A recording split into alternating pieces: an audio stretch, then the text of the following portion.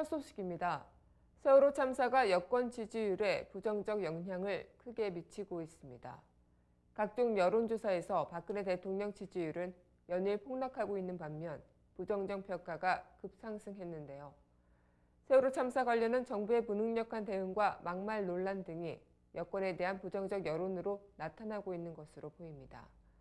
오늘 CBS가 여론조사 전문업체 포커스 컴퍼니와 함께 지난 2일과 4일 전국 19세 이상 성인 남녀 1000명을 대상으로 여론조사를 실시한 결과 박 대통령의 국정 수행에 대해 잘하고 있다고 응답한 비율은 45.1%로 50% 아래로 내려갔는데요.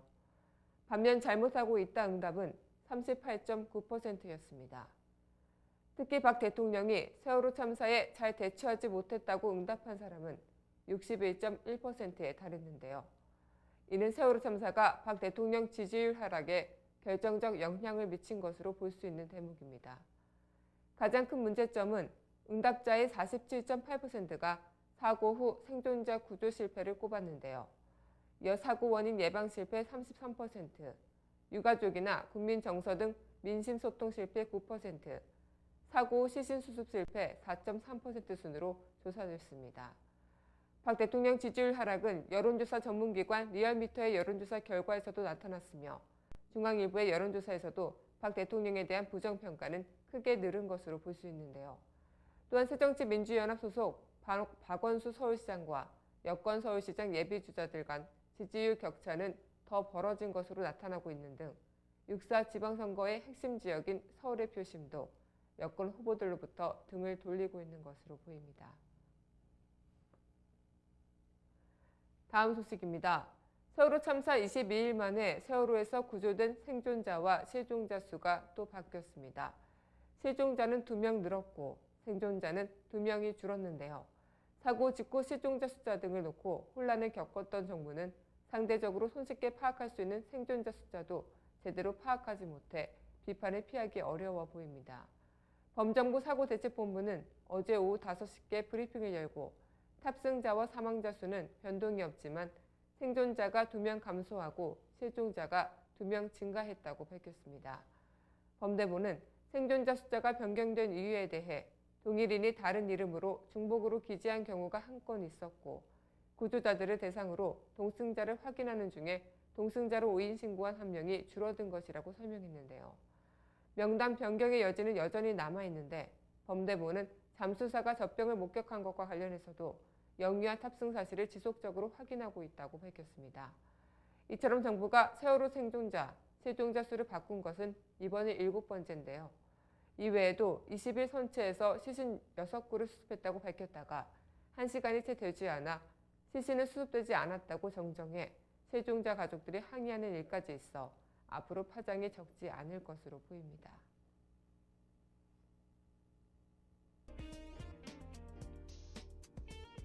단신입니다.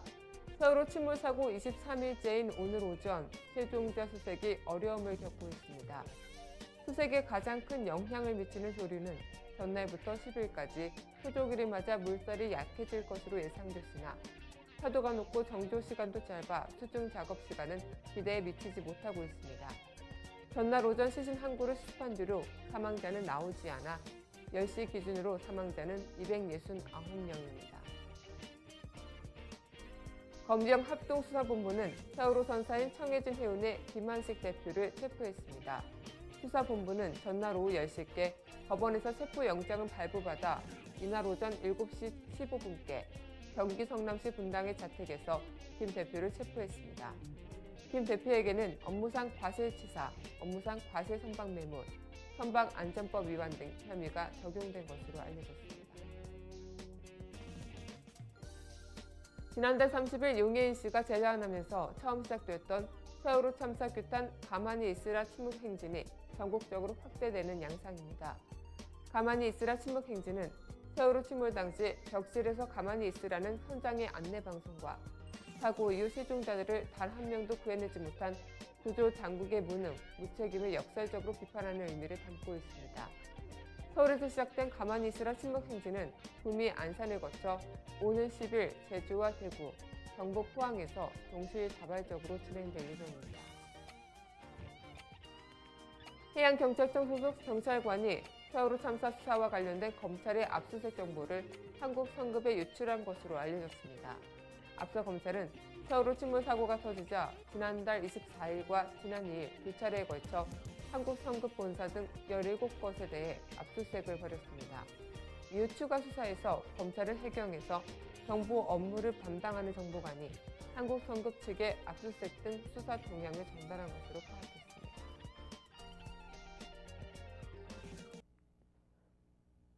오늘은 어버이날입니다.